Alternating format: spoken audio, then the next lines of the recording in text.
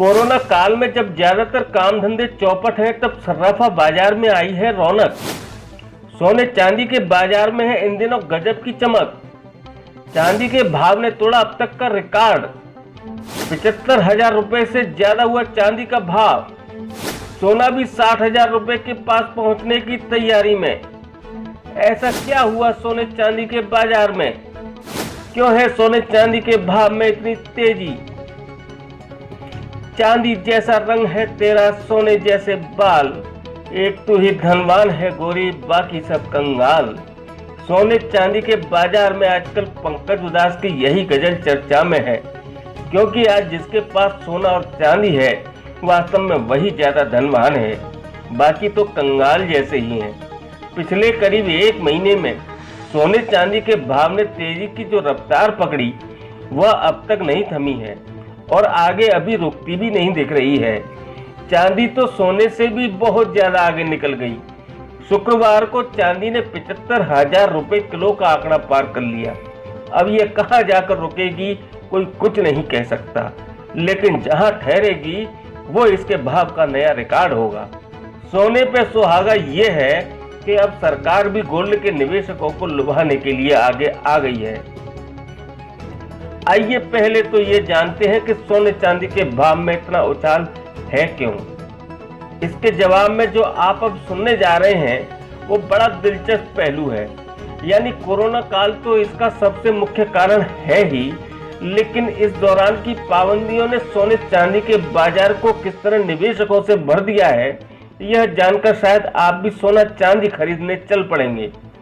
सोने चांदी के बढ़ते भावों को लेकर हमने जब इस ट्रेड की दो बड़ी कंपनियों के प्रमुख डिस्ट्रीब्यूटर सुभाष कटारिया से बात की तो सुनिए उन्होंने क्या कहा। 18-19 मार्च को चांदी का रेट 34,000 और 35,000 के आसपास था। उसके अब 20 तारीख को लॉकडाउन हो गया और लॉकडाउन के दौरान चांदी का रेट बिटवीन 40 और 42,000 के बीच में रहा। तो कोरोना का ये जो काल है, जो संकट आया हुआ है, इसमें सबसे ज़्यादा दिक्कत आई लेबर क्लास को। जहाँ माइनिंग होती थी इनकी अफ्रीका में या और कुछ कंट्रियों में जहाँ सोना और चांदी निकलता था, वहाँ वो लेबर काम करना उन्होंने बंद कर दिया या उनकी कुछ कॉस्टिंग बढ़ गई, तो उन्होंने जो माइनिंग थी सोना निकालना या चांदी निकालना वहाँ बंद हो गया उन कंट्रीज़ में। एक कारण तो ये है जब सोना या चांदी निकलेगा नहीं तो उसका भाव बढ़ गया। दूसरा कारण ये हुआ कि इस कोरोना काल के अंदर एक दूसरी कंट्री में संपर्क टूट गया बाई एयर से, इंपोर्ट का, हर कंट्री का। तो ना तो सोना आ रहा था और ना जा रहा था और ना ही वो अपना निकल रहा था। तो डिमांड ज़्यादा बढ़ गई, सप्लाई कम होगी, इसलिए जिनके पास सोना पड़ा था जो स्टॉकिस्ट थे उन्होंने भाव अपने बढ़ा दिए।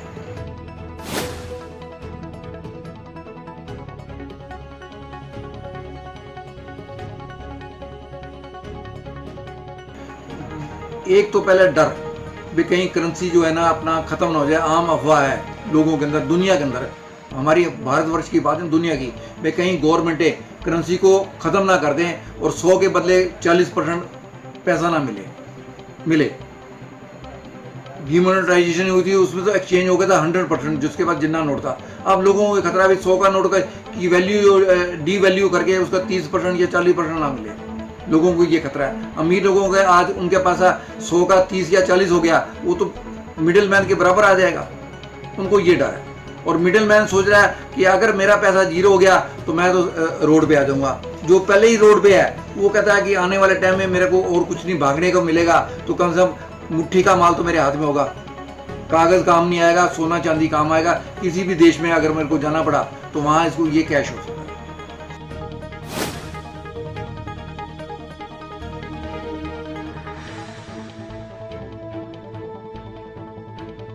शेयरों से डर लग गया, वे शेयर जो है जीरो हो रहे हैं, तो इसलिए सोने और चांदी में इन्वेस्टमेंट कर रहे हैं। और सोने चांदी में इन्वेस्टमेंट जो है वो मेरे पास कंपनी का काम है, कोई भी बिना बिल के आइटम नहीं परचेज कर रहा है। हर एक बंदे को पता है कि मेरे पास बिल होगा कल, तब मेरा ये बिकेगा, इसलिए वो सेफ इन्वेस्टमेंट कर रहा है और अपना लीगल तरीके से उसको परचेज कर रहा है।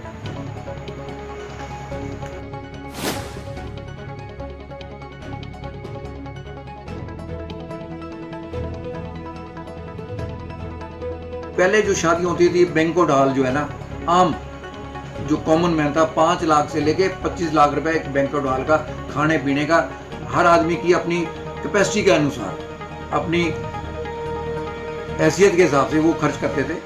वो 5 से 25 लाख रुपया हर उस लड़की वाली का बच गया। तो अब तो बंदे 30 पे, अपना पहले 50 थे, अब 30 पे आ गए। घर के बंदे होते हैं, 30 आदमियों को खाना में कितना खर्चा आ जाएगा? 25,000, 50,000, लाख रुपए भी खर्च नहीं आता। तो लोग क्या कर रहे हैं, बजाय जो लोगों को खिलाते थे वो अपनी बेटी को देना शुरू कर दिया। जिसने 5 लाख खर्च करना था उसने 100 ग्राम सोना लेकर बेटी को दे दिया। जिसने 25 लाख खर्च करना उसने 25 लाख का सोना दे दिया। इस तरह जो शादियों में ना ये अपना कास्ट बार या गोल्ड बार या कॉइन्स जो है वो देने का प्रचलन शुरू हो गया। उसके डिमांड ज़्यादा बढ़ गई।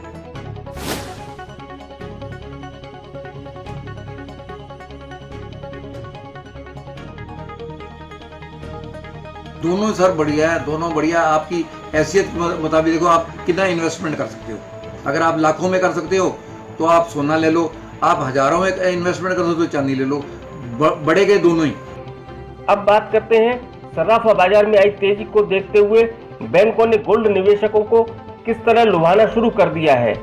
आरबीआई ने गोल्ड ज्वेलरी के बदले दिए जाने वाले गैर कृषि लोन की सीमा मौजूदा 75% से बढ़ाकर 90% तक कर दी है। खास बात यह है कि आरबीआई ने यह फायदा सिर्फ 31 मार्च 2021 तक देने का फैसला किया है। 1 अप्रैल 2021 से गोल्ड ज्वेलरी के बदले गैर कृषि लोन की सीमा फिर 75% हो जाएगी। यह फैसला आरबीआई ने गत 6 अगस्त को किया।